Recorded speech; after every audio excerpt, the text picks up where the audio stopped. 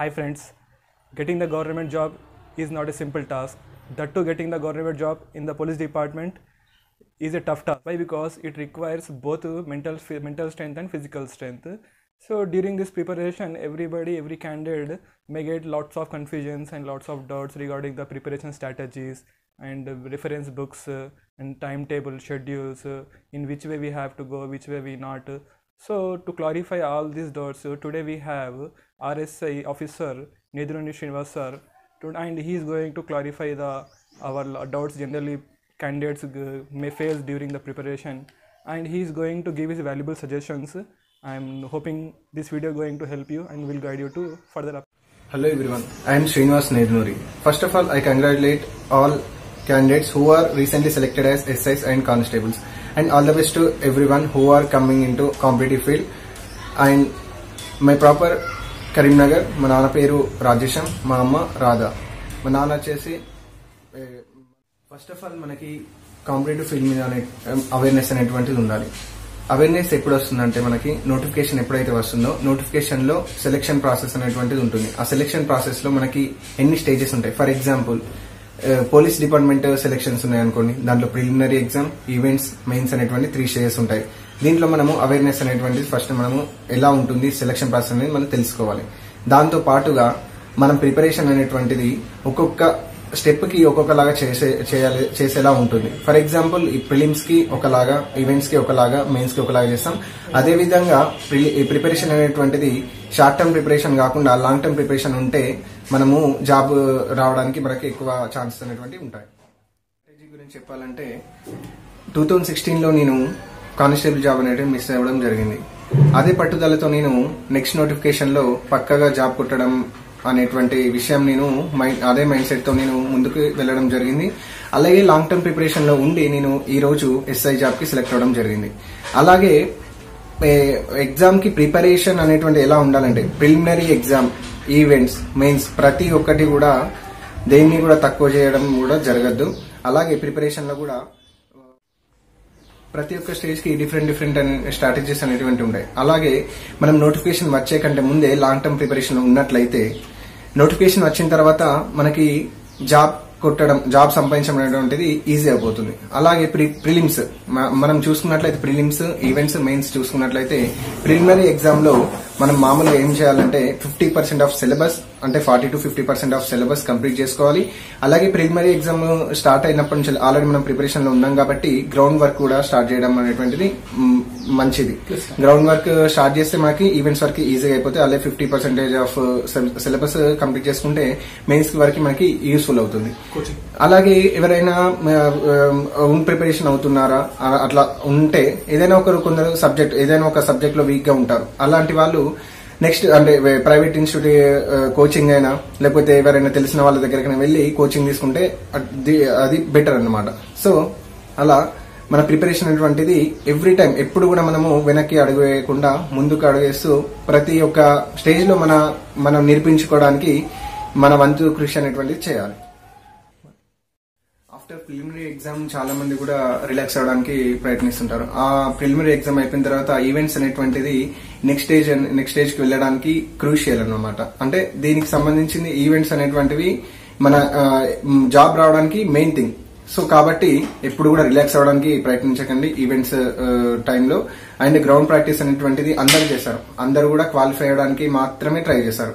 అలా కాకుండా ఎవరైతే క్వాలిఫైయింగ్ కాకుండా ఎక్కువ అంటే 50+ ఆర్ మెరిట్ అనేటువంటిది ఈవెంట్ స్కోర్ ఉన్నట్లయితే జాబ్ రావడానికి ఎక్కువ ఛాన్సెస్ అనేటువంటివి ఉంటాయి. సో కాబట్టి ప్రతి ఒక్కరు కూడా జస్ట్ క్వాలిఫైయింగ్ అని కాకుండా ప్రతి ఒక్క ఈవెంట్ మీద 800 కానివ్వండి, long jump, high jump, short put and 100 meters ప్రతి ఒక్క ఈవెంట్ మీద ఫోకస్ చేస్తే మనము నెక్స్ట్ లెవెల్ కి వెళ్ళడానికి ఈజీగా ఉంటుంది. ఒకవేళ మనకి మెయిన్స్ లో కొంచెం ప్రిపరేషన్ అటు ఇటు అయినా గానీ ఈవెంట్స్ మార్క్స్ అనేటువంటి మనకి కొంచెం జాబ్ రావడానికి యూస్ఫుల్ అవుతున్నాయి. సో కాబట్టి ఈవెంట్స్ మీద ఫోకస్ చేయాలి. మార్నింగ్, ఈవినింగ్ టైంలో మెయిన్ గా ప్రిపరేషన్ అంటే ఈవెంట్స్ ప్రిపరేషన్ కావాలి. అలానే నా ప్రిపరేషన్ ఈవెంట్స్ వచ్చేసరికి చిన్న ఇంజ్యూరీస్, మామూలుగా నీ పెయిన్స్ కానీ, షిన్ పెయిన్ కానివ్వండి, యాంకిల్ పెయిన్ కానివ్వండి, ఎవ్రీథింగ్ అందరికి వస్తూనే ఉంటాయి. అలాంటి వాటికి మనం ఎప్పుడు కూడా వెనకడుగు వేయద్దు. అలా వెనకడుగు వేయకుండా ఎప్పుడు కూడా మనలో ఉన్నటువంటి కాన్ఫిడెన్స్ ని బిల్డప్ చేసుకుంటూ ముందుకు వెళ్తే ఈవెంట్స్ లో మెరిట్ మార్క్స్ కొట్టడానికి ఛాన్సెస్ ఉంటాయి, అలాగే జాబ్ రావడానికి కూడా చాలా ఛాన్సెస్ ఉంటాయి.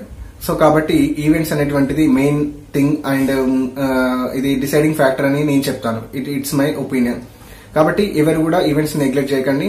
ఈవెంట్స్ మీద పక్కాగా ప్రణాళికతో ముందుకు వెళ్లడం అనేటువంటిది చేయాలి, అలాగే జాబ్ సాధించాలి.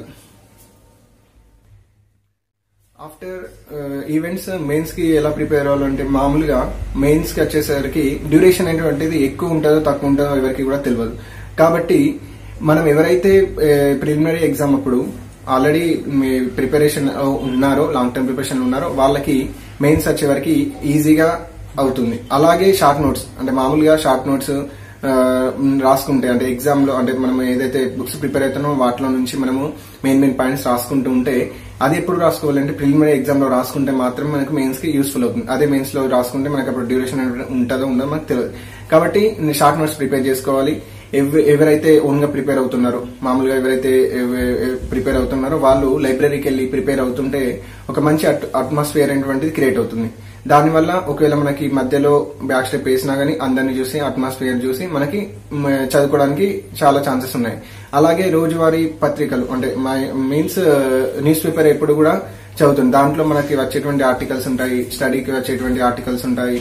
దాంట్లో మనకి మంచి మంచి ఈ న్యూస్ పేపర్ అంటే జనరల్ నాలెడ్జ్ క్వశ్చన్స్ వస్తుంటాయి. అట్లాంటి మనం అన్ని కూడా గ్యాదర్ చేసుకుని ప్రిపరేషన్ లో ఉంటే మనము నెక్స్ట్ స్టెప్ అనేది అంటే మెయిన్స్ లో మనము ఈజీగా గెట్ అన్ కావచ్చు. దాంతో పాటుగా టైం టేబుల్, మెయిన్ గా టైం టేబుల్ మనము చాలా మంది అడిగే క్వశ్చన్ ఒకటి ఏంటంటే ఎన్ని అవర్స్ ప్రిపేర్ అయ్యారు. అది చాలా మంది ఎట్లా అంటే ఎన్ని అవర్స్ ప్రిపేర్ అయ్యారు జాబ్ అంటే ఎన్ని అవర్స్ ప్రిపేర్ అనేది మనకి ముఖ్యం కాదు. మెయిన్ గా ఏంటంటే అక్కడ మనము ప్రిపరేషన్ టైం ఒక 1 hour చేసినా 2 hours చేసినా గానీ ఆ చదివినటువంటి దాన్ని ఎంతవరకు అర్థం చేసుకున్నాం అనేది ముఖ్యం in my point of view. So మనము ఎన్ని గంటలు కాకుండా నేను ప్రిపేర్ అయినటువంటి నా టైం టేబుల్ ఏంటంటే, మామూలుగా నేను మార్నింగ్ టైంలో గ్రౌండ్ వర్క్ చేసుకుని, అంటే ఇది మెయిన్స్ కాబట్టి గ్రౌండ్ వర్క్ కొంచెం తగ్గించేసి ప్రిపరేషన్ అనేటువంటి మార్నింగ్ టైంలో స్టార్ట్ చేసేవాడిని. అలాగే మధ్యాహ్నం లంచ్, మా మధ్యలో బ్రేక్ఫాస్ట్, అట్లా నాకు ఎలా అంటే నైట్ టైం చదవడానికి ఎక్కువ గ్రాస్పింగ్ అనేటువంటిది ఉంటుంది. కాబట్టి నేను నైట్ 10 o'clock కి నేను టీ తాగి కూర్చుని అంటే మార్నింగ్ 5 o'clock వరకు చదువుతూనే ఉండేవాడిని. అలాగే మార్నింగ్ 5 to 9 o'clock వరకు రెస్ట్ తీసుకునేవాడిని. తర్వాత 9 to 10 అంటే ఆ టైంలో 10 నుంచి మళ్ళీ చదవడం స్టార్ట్ చేసేవాడిని. ఇలాగే అంటే ఎంతవరకు మామూలుగా ఇది నా టైం టేబుల్. మీరు ఒక టైం టేబుల్ ప్రిపేర్ చేసుకుంటారు కాబట్టి దాంట్లో మీరు కరెక్ట్ గా ఇంప్లిమెంట్ చేస్తే ముందుకు వెళ్ళడానికి ఛాన్సెస్ ఉంటాయి. సో ఒక్కొక్క టైం టేబుల్ ఒకలా ఉంటుంది. కాబట్టి టైం టేబుల్ అనేటువంటిది మెయిన్ గా మామూలుగా ప్రణాళిక అనేటువంటిది ముఖ్యం. ఫర్ ఎగ్జాంపుల్ మనము రేపు ఏదైనా విలేజ్ కి వెళ్దాం అనుకోండి, అప్పుడు మనము ఎక్కడ వెళ్ళాలి, ఎట్లా ఏ బస్ ఎక్కాలి, ఎట్లా దిగాలి, ఎలా వెళ్ళాలి అనేటువంటి ముందుగా ప్రణాళిక వేసుకుంటాం. ఒక్క రోజు వెళ్ళడానికి మనం ప్రణాళిక వేసుకుంటే మన జీవితంలో మనం జాబ్ సంపాదించడంలో ఎంత మంచి ప్రణాళికలు ఉండాలి. సో కాబట్టి ఒక మంచి టైం టేబుల్ అనేటువంటిది మనమే తయారు చేసుకోవాలి. ఒకరు ఇచ్చిన టైం టేబుల్ మనం తయారు చేసుకుంటే అది మన టైం సెట్ అవుతుంది. కాబట్టి టైం టేబుల్ అనేటువంటిది ముఖ్యం. ఎవరైతే ప్రిలిమినరీ ఎగ్జామ్ అయిపోయింది, ఈవెంట్స్ కంప్లీట్ చేశారో, మెయిన్స్ వరకు వచ్చారో వాళ్ళు ప్రిలిమినరీ ఎగ్జామ్ నుంచి మార్క్ టెస్ట్లు, మెయిన్ గా మార్క్ టెస్ట్లు అనేటువంటివి రాయాలి. మెయిన్ గా మార్క్ టెస్ట్లు రాయాలి. ఏదైనా ఇన్స్టిట్యూట్స్ అనేటువంటి పెట్టే ఎగ్జామ్స్ కానివ్వండి, ప్రైవేట్ వాళ్ళు అంటే గవర్నమెంట్ తరఫున పెట్టే ఎగ్జామ్స్ కానివ్వండి, మనకు వచ్చేటువంటి ఆర్టికల్స్ కానివ్వండి, అందులో వచ్చేటువంటి ఎగ్జామ్ పేపర్స్ కానివ్వండి, ఇవన్నీ రాస్తూ ఉండాలి. మార్క్ టెస్ట్ అనేటువంటి ఎక్కువ రాస్తూ ఉంటే మనకి ఏంటిదంటే ఎగ్జామ్ పాయింట్ ఆఫ్ వ్యూలో మనకి టైం మేనేజ్మెంట్ అనేటువంటిది చాలా యూస్ఫుల్ అవుతుంది. ఇప్పుడు ఒకవేళ డైరెక్ట్ గా వెళ్లి ఎగ్జామ్ రాస్తే మనకు టైం అనేటువంటి తెలియదు, పేపర్ తీసేసుకుంటారు. కాబట్టి మనం ఇక్కడ ముందుగా ఎగ్జామ్ కి వెళ్లే కంటే ముందే ప్రిలిమినరీ నుంచి మనం ప్రిపేర్ అవుతూ ఉంటే ఎగ్జామ్స్ అనేవి రాస్తుంటే మన నాలెడ్జ్ అనేటువంటి మనకు తెలుస్తుంది. ఎట్లాంటి తప్పులు చేస్తున్నామో అవన్నిటిని మనము నెక్స్ట్ ఎగ్జామ్ లో కాకుండా మనం చూసుకుంటాము. అలాగే మీ టైం మేనేజ్మెంట్ ఉంటుంది, ఎక్కడ ఎలా ఏ క్వశ్చన్ కి ఎలా వెళ్ళాలి అనేటువంటి మనకు తెలుస్తుంది.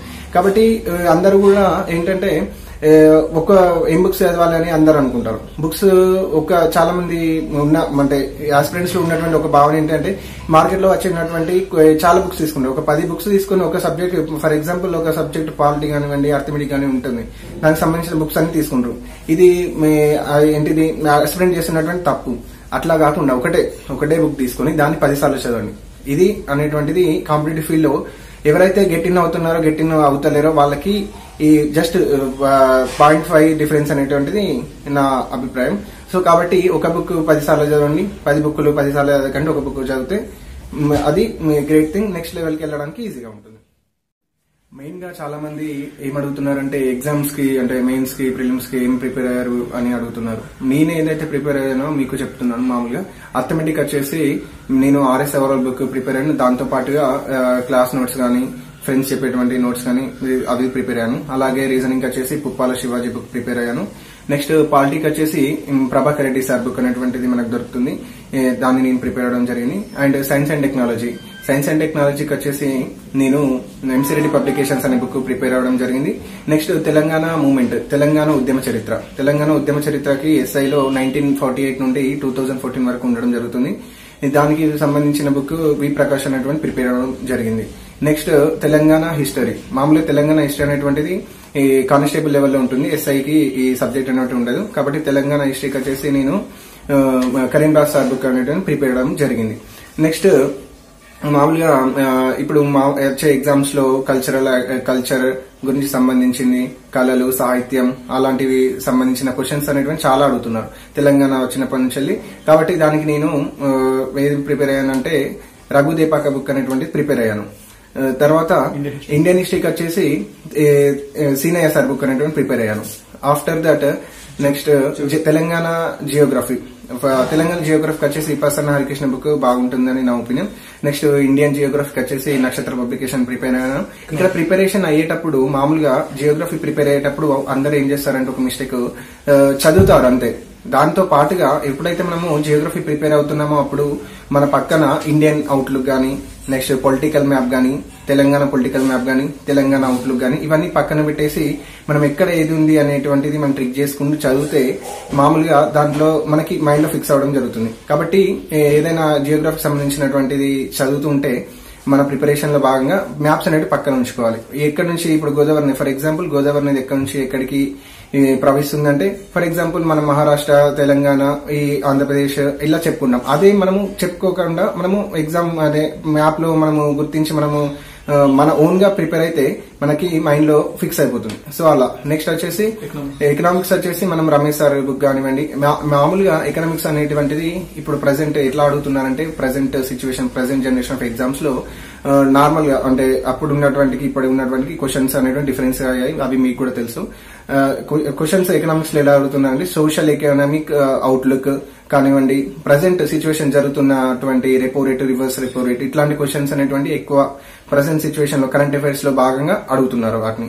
అలాగే కరెంట్ అఫైర్స్ వచ్చేసి మనం మామూలుగా డైలీ న్యూస్ పేపర్ అనేటువంటి పక్కాగా ప్రణాళికతో చదువుకోవాలి. అందులో న్యూస్ పేపర్లు కూడా అందరూ కూడా ప్రతి ఒక్కటి మనకు అవసరం లేని మ్యాటర్ ఉంటుంది. అవసరం ఉన్న మ్యాటర్ ని మనము ఏ చదవాలి, ఏ చదవకూడదు మనము చూసుకోవాలి. దాంతో పాటు మనము మంత్లీ మ్యాగజైన్స్ వచ్చేసి షైన్ ఇండియా కానివ్వండి, ఉద్యోగ సఫరం కానివ్వండి, ఇంకా ఎక్సెట్రా మీకు ఏదైతే మంచి అనిపిస్తుందో అది ప్రిపేర్ అవ్వండి. ఇవి నేను ప్రిపేర్ అయ్యాను. దాంతో పాటుగా ప్రతి ఒక్కరు కూడా ఒక షార్ట్ నోట్స్ అని ప్రిపేర్ చేసుకుంటూ ఏవైతే ఇంపార్టెంట్ పాయింట్స్ ఉన్నాయో దాన్ని షార్ట్ నోట్స్ గా ప్రిపేర్ చేసుకుంటే ఎగ్జామ్ పాయింట్ ఆఫ్ లో మనము మెయిన్స్ కి వచ్చేసరికి మొత్తం పూర్తి బుక్ చదవకుండా ఓన్లీ ఆ నోట్స్ అనేవి చదువుకుంటే మనకు ఈజీగా నెక్స్ట్ గెటింగ్ కావచ్చు. ఇంకా ఏదైనా మనము కొత్త కొత్త అంశాలపైన మనము తెలుసుకోవాలనిపిస్తే వాటి మీద డెప్త్ గా చదువుకోవడానికి అవకాశం ఉంటుంది. దీనికి సంబంధించి మామూలుగా అందరూ చాలా మంది కూడా ఈ ప్రిపరేషన్ లో భాగంగా చాలా మంది స్ట్రెస్ కి గురవుతుంటారు. కొంతమంది చదువుతూనే ఉన్నాము అనేటువంటి అంటే హోప్ అట్లాంటి థాట్స్ అనేవి వస్తాయి. వీటన్నిటిని మనం ఎలా ఓవర్కమ్ చేయాలంటే మెయిన్ గా స్ట్రెస్ వచ్చినప్పుడు కానివ్వండి, మనకి ఏదైనా బ్యాక్ స్టెప్ వేసినప్పుడు కానివ్వండి, మనము మన అమ్మా నాన్న కానివ్వండి, మనకు సంబంధించినటువంటి ఎవరైనా మన గైడ్ కానివ్వండి, లేదంటే మనకి ఎవరైతే అదేంటిది ఇన్స్పిరేషన్ గా ఉంటారో వాళ్ళని మనం ముందుగా అంటే మనం గుర్తు చేసుకోవాలి. ఫర్ ఎగ్జాంపుల్ నేను మా అమ్మ నాన్నని గుర్తు చేసుకునేవాడిని. ఎప్పుడైనా నేను ఎగ్జామ్ అంటే చదవడంలో గానీ నేను ఎప్పుడైతే నాకు కొంచెం విసుగు అనిపిస్తుందో అప్పుడు నేనెందుకు జాబ్ కొట్టాలి అనేటువంటిది నా మైండ్ లో తిరిగేది. అప్పుడు మా అమ్మ నాన్న ఆటోమేటిక్ గా గుర్తొచ్చేది. రెస్పాన్సిబిలిటీస్ అనేటువంటి మనకి గుర్తు రావాలి. అప్పుడు రెస్పాన్సిబిలిటీస్ అనేటువంటి గుర్తొస్తే మనం జాబ్ కొట్టడానికి ఆటోమేటిక్ గా మనం ముందుకెళ్లిపోతాం. కాబట్టి రెస్పాన్సిబిలిటీస్ అనేటువంటి ఎప్పుడు మర్చిపోకండి. ఇన్స్పిరేషన్ గా ఒకరిని తీసుకోండి. అది మనము ఒక గొప్ప నాయకుడినే కాదు, మన కళ్ళ ముందున్నటువంటి మన ఫ్రెండ్ నే తీసుకోవచ్చు, మన అమ్మ నాన్నే తీసుకోవచ్చు. కాబట్టి ప్రతి ఒక్కరు కూడా ప్రిపరేషన్ టైంలో ఎన్ని గంటలు అనేటువంటిది కాకుండా ఎంతవరకు చదివినాం అనేది ముఖ్యం. సో అందరు కూడా ఎవ్రీ టైం బ్యాక్ స్టెప్ వేసినప్పుడు కూడా మీకు కొందరు మందికి అంటే ఒక్కొక్క ఆస్పిరెంట్ కి కొందరికి మ్యూజిక్ వింటే రిలాక్స్ అవుతారు, కొందరు సినిమా చూస్తారు, కొందరు డిఫరెంట్ గా అంటే ఎవరి ఒపీనియన్ వాళ్ళకు ఉంది. కాబట్టి ఒక 6 days మనము ప్రిపరేషన్ లో గట్టిగా కూర్చున్నా 1 day అనేటువంటిది స్ట్రెస్ రిలాక్స్ అనేది కావాలి. ఆ 1 day మనము ఎంజాయ్ చేస్తామా, బయటికి వెళ్తామా, ఫ్రెండ్స్ అని ఉంటామా అనేటువంటిది కూడా మనము అది చూసుకోవాలి. మెయిన్ గా మోటివేషన్ వీడియోస్ కానివ్వండి, చాలా మంది అంటే ఇవన్నీ ఎందుకు చెప్తున్నానంటే చాలా మంది వెనక్కి వెళ్తుంటారు. బుక్స్, మోటివేషనల్ వీడియోస్, కొన్ని మన ముందట మన పక్కన ఉన్నటువంటి పేరెంట్స్ కానివ్వండి, వాళ్ళ పేరెంట్స్ లేకపోతే వాళ్ళ ఫ్రెండ్స్ ఇలా కొంతమంది గెట్ ఆన్ అవుతారు. మన అమ్మా నాన్న చూసుకోండి, మెయిన్ గా పొద్దున్న లేసి సాయంత్రం వరకు కష్టపడుతుంటారు. వాళ్ళని ఒక ఎగ్జాంపుల్ తీసుకోవచ్చు. అలానే ఆ రెస్పాన్సిబిలిటీస్ అనేటువంటివి ఎప్పుడు కూడా మనకి మెయిన్ గా గుర్తుండాలి. మెయిన్ గా ఏంటిదంటే సిన్సియారిటీ, హానెస్టీ, ఒబీడియన్స్ అనేటువంటిది ముఖ్యం. అవన్నీ సిన్సియారిటీ, హానెస్టీ, ఒబీడియన్స్ అనేటువంటిది మనలో ఉంటే మనము జాబ్ సాధించడానికి ఈజీగా మనకి వస్తుంది. ఆ 3 హానెస్టీ, సిన్సియారిటీ, ఒబీడియన్స్ నాలో ఉన్నాయని నేను నమ్ముతున్నాను. కాబట్టి నాకు ఈ రోజు ఎస్ఐ జాబ్ కి సెలెక్ట్ అవడం జరిగింది. ఆస్పిరెంట్స్ కి నా తరపున ఇచ్చే సజెషన్ ఏంటంటే ఒకరిని మనం ఇన్స్పిరేషన్ గా తీసుకోవాలి, మనం ఒకరికి ఇన్స్పిరేషన్ గా ఉండాలి. Hard work is the best. మనం ఎక్కడ నుండి చదివామనేది ముఖ్యం కాదు, ఎంతవరకు చదివామనేది ముఖ్యం కాదు, ఎంతవరకు చదివాము, ఎంతవరకు మనం ఎగ్జామ్ లో ఇంప్లిమెంట్ చేసాము, ఆ ఇంప్లిమెంట్ చేసిన దాంట్లో ఎన్ని ర్యాంక్స్ మనం నెక్స్ట్ ఎగ్జామ్ లో కవర్ చేసుకున్నాం అనేది ముఖ్యం. కాబట్టి మన కష్టంలో కనుక నిజాయితీ ఉంటే మన లక్ష్యము ఎంత ఎత్తులో ఉన్నా గానీ మన కాళ్ళ వరకు రావాల్సిందే. నా పాయింట్ ఆఫ్ వ్యూ ఏంటంటే మనం ఒకరిని ఎప్పుడు కూడా ఇన్స్పిరేషన్ గా తీసుకోవాలి, మనం కూడా ఇప్పటికీ ఒకరికి ఇన్స్పిరేషన్ గా ఉండాలి. After getting job, I feel very happy. My family also happy. My friends also happy. నాతో పాటు ప్రిపేర్ అయ్యి నేను కూడా వాళ్ళతో పాటు ప్రిపేర్ అయ్యి మా ఫ్రెండ్స్ 15 మెంబర్స్ కి ఎస్ఐ అండ్ కానిస్టేబుల్ జాబ్స్ రావడం జరిగింది. నేను కూడా చాలా హ్యాపీగా ఫీల్ అవుతున్నాను. అలాగే థ్యాంక్స్ టు ఎవ్రీవన్. నాకు ఈ ప్రయాణంలో ఎవరైతే నన్ను ముందుకు నడిపించారో ప్రతి ఒక్కరికి కూడా స్పెషల్ గా థ్యాంక్స్ చెప్తాను. అలాగే నాకు ఈ స్టేజ్ కి రావడానికి నన్ను ఈ స్టేజ్ కి తీసుకొచ్చినటువంటి నా తల్లిదండ్రులకి, అలాగే నా second father and second mother అయినటువంటి సంతోష్ కుమార్ సార్ గారికి కూడా నేను స్పెషల్ గా థ్యాంక్స్ చెప్తున్నాను. And all the best to everyone. Please prepare well and concentrate, be confident and believe in yourself. Thank you everyone.